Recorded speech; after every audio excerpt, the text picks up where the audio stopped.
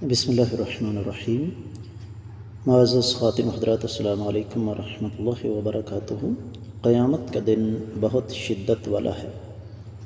آسمان جو ہمیں بے عیب بغیر کسی سوراخ کے بڑا خوبصورت نظر آتا ہے، اس کی حالت کیا ہوگی، یہ ہے ہمارے آج کے قرآن مجید کے سبق کا موضوع۔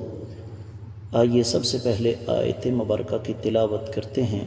اعوذ باللہ السمیع العلیم من الشیطان الرجیم۔ وَيَوْمَ تَشَقَّقُ السَّمَاءُ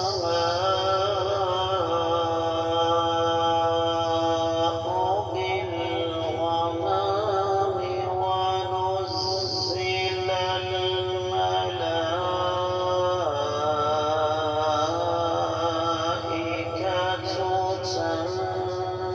تَنزِيلًا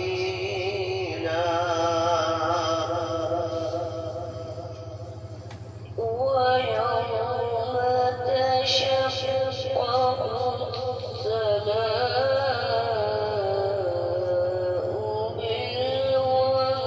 بِالْغَمَامِ وَنُزِّلَ الْمَلَائِكَةُ تَنزِيلًا۔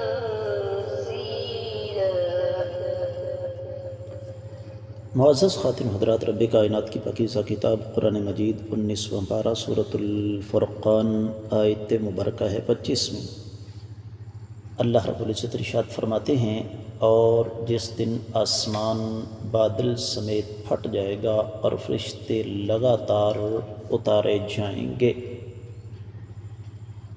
آپ گزشتہ سبق میں یہ سماعت فرما چکے ہیں کہ امام ابن کثیر رحمۃ اللہ علیہ نے اس آیت مبارکہ کی تفسیر بیان کرتے ہوئے کیا کچھ فرمایا۔ آج ہم دیگر کتب تفسیر کی روشنی میں اس آیت مبارکہ کا جائزہ لیتے ہیں۔ سب سے پہلے امام رازی نے اپنی تفسیر میں اس آیت مبارکہ کی ایک مناسبت ذکر کی ہے۔ فرماتے ہیں، هذا الكلام مبنی علی ما استدعوه من انزال الملائکہ فبین سبحانہ انہ یحصل ذلك فی یوم له صفات ذکرها فی هذه الآیات۔ یہ کلام ان امور پر مبنی ہے جن کا تعلق فرشتوں کے اترنے کے ساتھ ہے، اور رب کائنات نے یہاں پر وضاحت فرما دی ہے کہ قیامت والے دن فرشتے کس انداز سے اتریں گے۔ بالکل اسی طرح امام بقائی نے نظم الدرر میں یہ ارشاد فرمایا کہ جب اللہ ملک العلم رب الجلال والاکرام نے بیان فرما دیا کہ کافر اس دنیا میں رہتے ہوئے بظاہر اپنی عزت، اپنی قوت اور اپنے غرور اور تکبر کا اظہار کرتے ہیں، تو یہ سمجھا دیا کہ یہ صرف دنیا کی حد تک ہے، آخرت میں کیا حال ہوگا یہ سمجھنے کی ضرورت ہے۔ تو اس لیے فرمایا وَيَوْمَ تَشَقَّقُ السَّمَاءُ بِالْغَمَامِ۔ اے نبی صلی اللہ علیہ وسلم،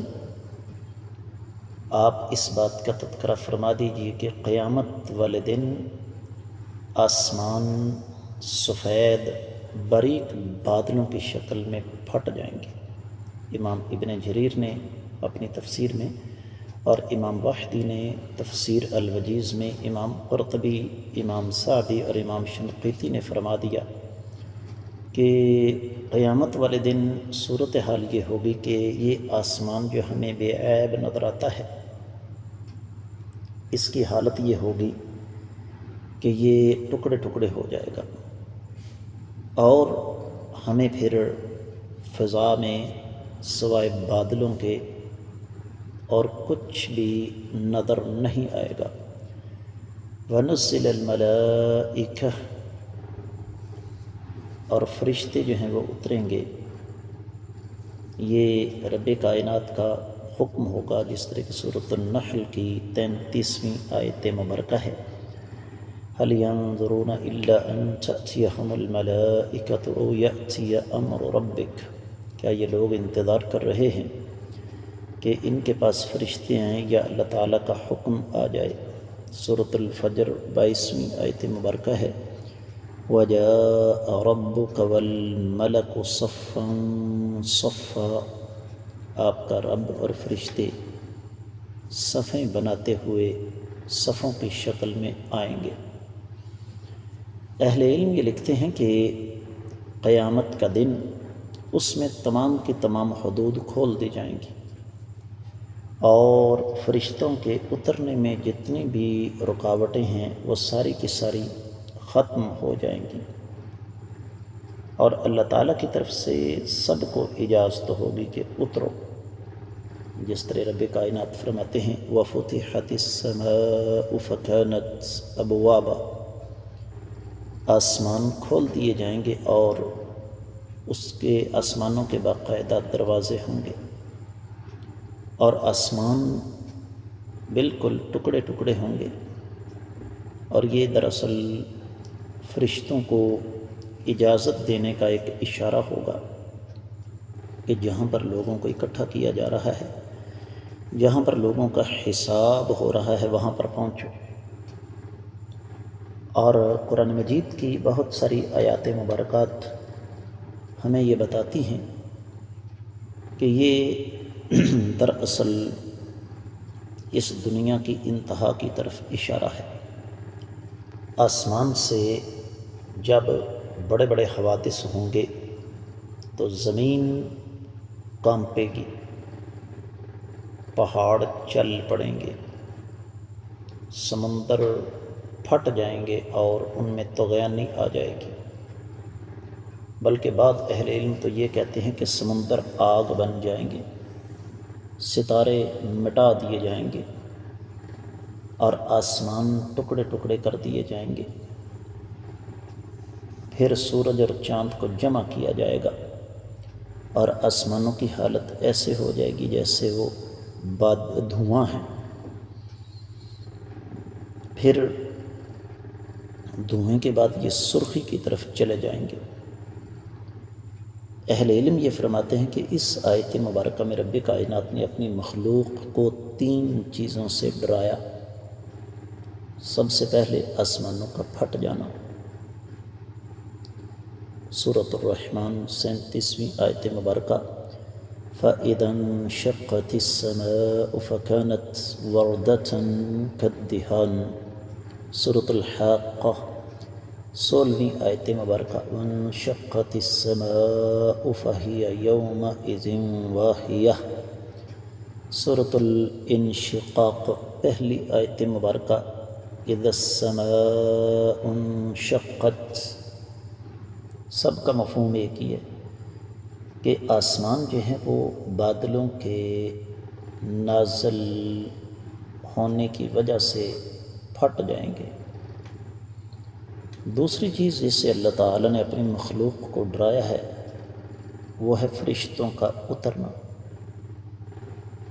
اور فرشتوں کا اترنا ایسے ہی ہوگا کہ جیسے بجلی بادلوں کو پھاڑ دیتی ہے، اور یہ بادل باریک ہوں گے، جہاں پر محشر کا میدان ہوگا وہاں پر یہ بادل ڈھانپ لیں گے، اور یہ بادل ایسے ہوں گے جو ہلکا سا اندھیرا کر دیں گے۔ تیسری چیز جس رب کائنات نے ڈرایا ہے وہ ہے آسمانوں سے فرشتوں کا نزول، ان کے ہاتھوں میں لوگوں کے اعمال نامے ہوں گے، اور وہ فرشتے ساری کی ساری مخلوق کو ارض محشر میں گھیر لیں گے، دنیا کا آسمان جو ہے وہ پھٹ جائے گا، اور وہاں سے اتنے فرشتے اتریں گے جتنی اللہ کی زمین پر جنوں اور انسانوں کی تعداد ہے اس سے بھی زیادہ۔ تو یہ آیت مبارکہ ہمیں قیامت والے دن جو حوادث ہونے والے ہیں ان کے بارے میں بتا رہی ہے، اور پھر اللہ مالک العلم رب الجلال والاکرام اپنے بندوں کے درمیان فیصلہ کرنے کے لیے آئیں گے۔ بات کو اختتام کی طرف لے کر جاتے ہیں۔ اہل علم یہ لکھتے ہیں کہ ایک لغوی بحث یہاں پر کی ہے، وَيَوْمَ تَشَقَّقُ السَّمَاءُ، یہ اذکر کی وجہ سے، جو کہ اذکر مقدر ہے، اس کا یہ مفعول فی بن رہا ہے اور یہ معطوف ہے یوم یرون الملائکہ، لیکن میں اس پر زیادہ زور اس وجہ سے نہیں دوں گا کہ اس گرامیٹیکلی بحث کا عوام الناس کے ساتھ کوئی تعلق نہیں ہے۔ اور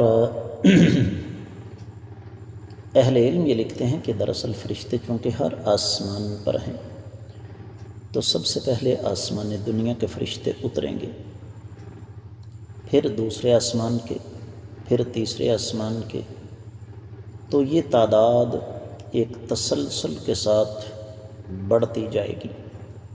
امام نصفی فرماتے ہیں کہ بادل 7 آسمانوں کے اوپر ہیں اور وہ سفید گھنے بادل ہیں۔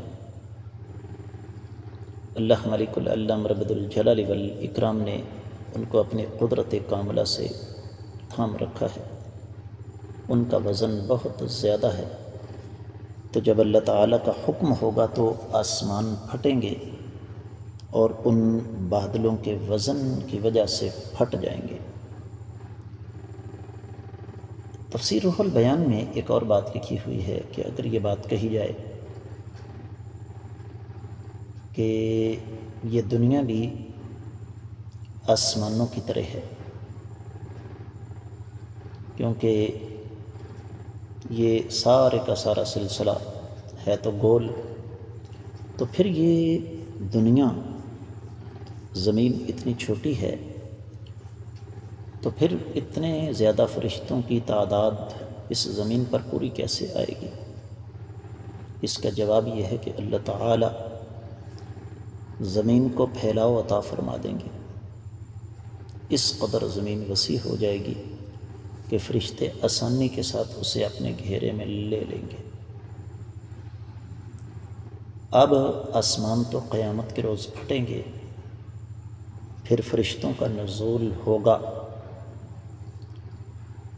اور جب فرشتے اتریں گے تو اس کے بعد پھر حساب و کتاب شروع ہوگا۔ اس کے ساتھ ہی اس آیت مبارکہ کی مختصر تفسیر مکمل ہوتی ہے۔ اگلی آیت مبارکہ تک کے لیے اجازت دیجیے۔ السلام علیکم ورحمۃ اللہ وبرکاتہ۔